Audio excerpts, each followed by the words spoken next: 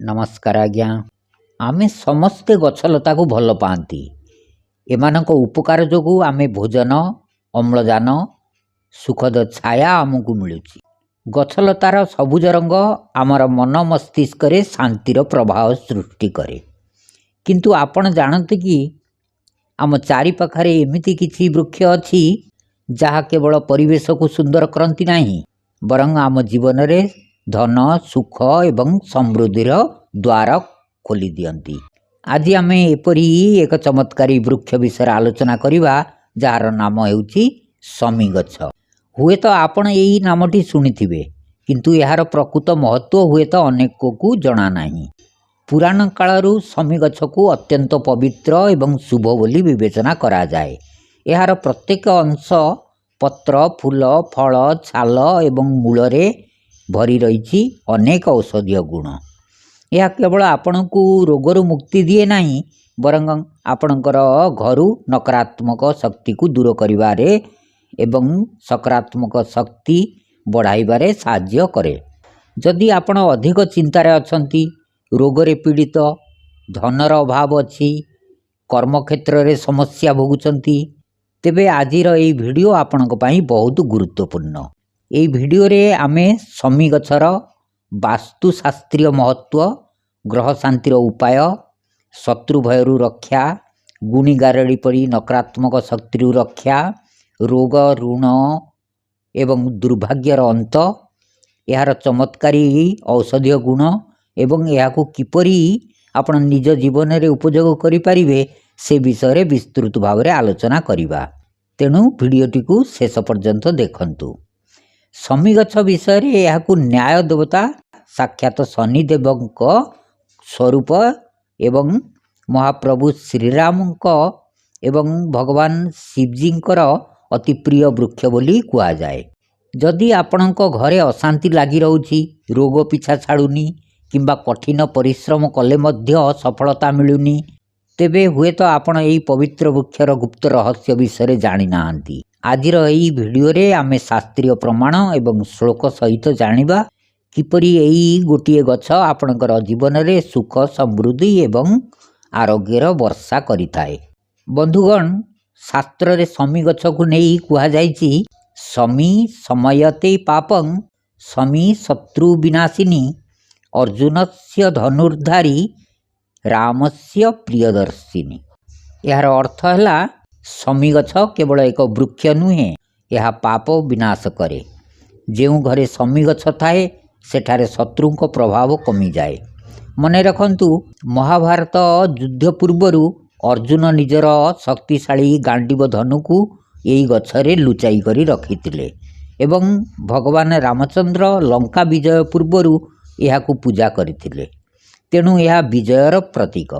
समी गछ आपणकर दुस्वप्न एवं दुर्भाग्य को किपरि शेष कर दिए। शुणतु सही पवित्र श्लोक।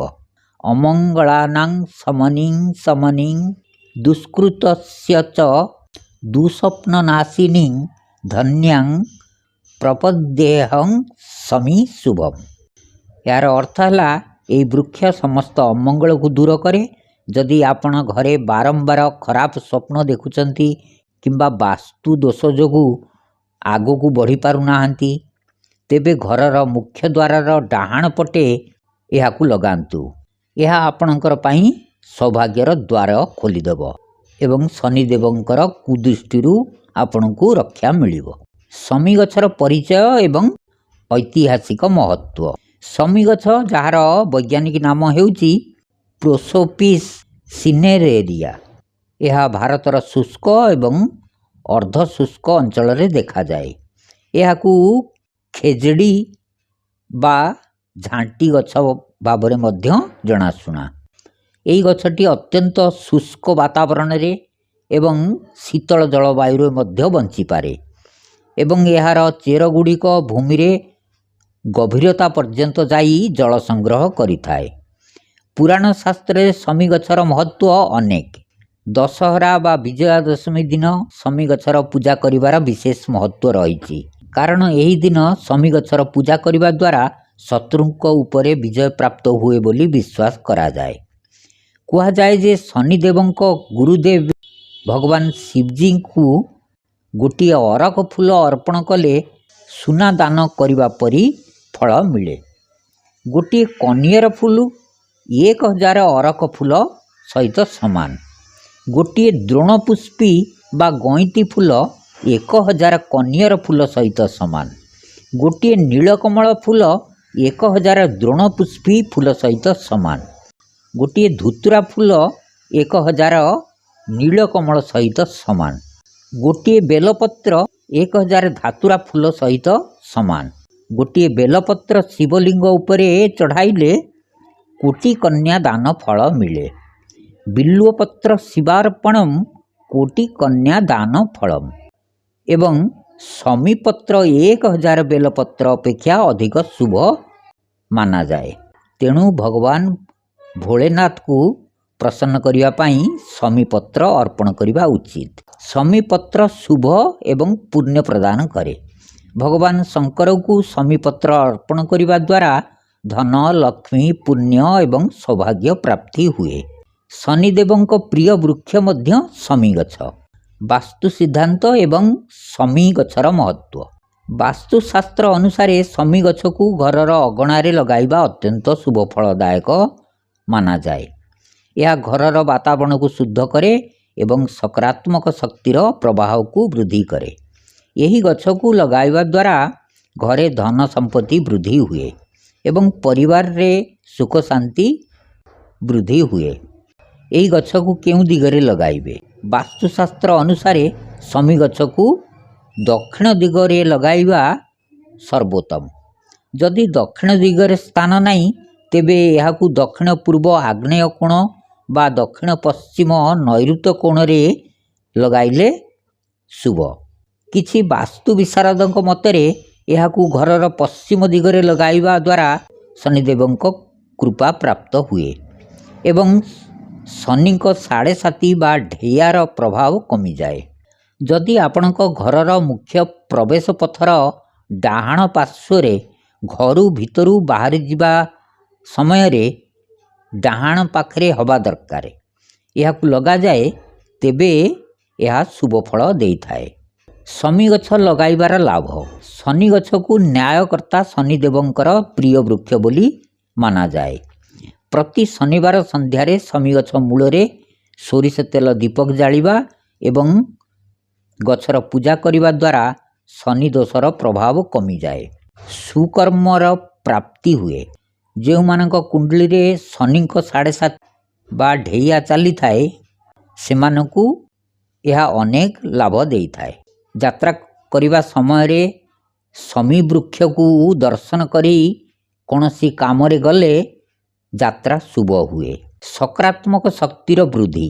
यही गछ घरू नकारात्मक शक्ति को दूर करी सकारात्मक शक्तिर प्रवाह बढ़ाई थाए। यह घरे शांति एवं समृद्धि आनी थाए। धन वृद्धि। शमी गछ को घरे लगाइबा द्वारा धनर आगमन हुए एवं आर्थिक समस्या दूर हुए बोली विश्वास करा जाए। पारिवारिक सुख। परिवार मध्य कलह एवं मनोभाव को दूर करी शमी गछ पारिवारिक संपर्क को मजबूत करिथाए। शमी गछ लगाइबार सठिक उपाय। शमी गछ लगाइबा पई शनिवार सर्वोत्तम दिन। विजयादशमी पर्व रे शमी गछ लगाइबा मध्य अत्यंत शुभ फल देइथाए। शमी गछर औषधीय उपयोग। शमी गछ केवल पूजा पाई नुहे, यह एक महौषधि मध्य। आयुर्वेद शास्त्र राजनिघंटुरे लेखा अछि शमी कषायां सीता च कफ काश विषापहा समयेत पीततुग्यं कुष्ठार्थं समनीच सा। यही चमत्कारी वृक्ष काश एवं रक्त रे थिबा विषाक्त तत्व को दूर करे। एपरिकी भयंकर चर्म रोग कुष्ठ एवं अर्श समस्या यार छाल को औषध भाव व्यवहार करा जाए। जो मानकर अत्यधिक पित्त समस्या रही सेमानक पई शमी गछ एक वरदान सदृश। झाड़ा एवं ग्रहणी रोग डायरिया एंड डिसेंट्री।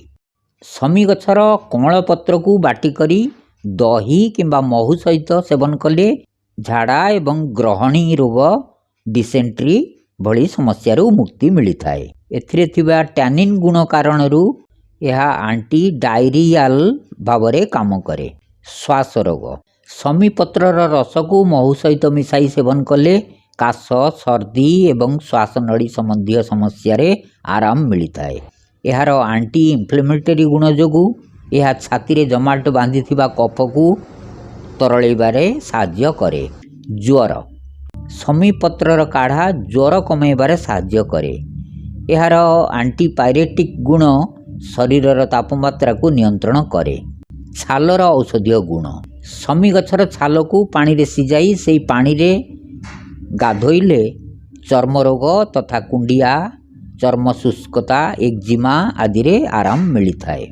यार आंटी फंगल एवं आंटी बैक्टेरियल गुण चर्म को सुस्थ रखे। छाल को बाटी लेप लगाइले मध्य उपकारी। घा सुखेवा पाई शमी छालर पेस्ट को घा उपरे लगाइले घा शीघ्र सुखी जाए।